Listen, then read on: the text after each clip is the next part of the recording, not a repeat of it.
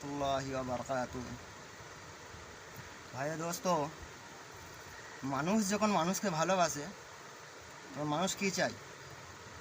মানুষের ভালোটাই চায়, যে হ্যাঁ তার সবসময় কী করে ভালোটা হবে, তার উপকার কী করে করব, সে কী করে ভালো থাকবে, এইটাই সবসময় চাই আমরা।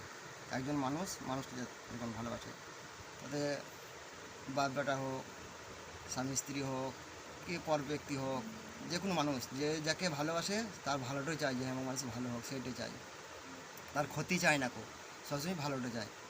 আর আল্লাহ যাকে ভালোবাসে তাকে কী করে, তার ক্ষতি চায়, তার ক্ষতি দেয়, তার কষ্ট দেয়, তা সেটা তার পরীক্ষা।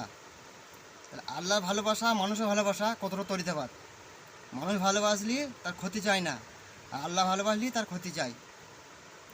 কারণ এই দুনিয়ার ক্ষতি চায়, কিন্তু ওই দুনিয়ার ভালো, সেই জন্য আল্লাহ এই দুনিয়ার ক্ষতি চায় তাকে।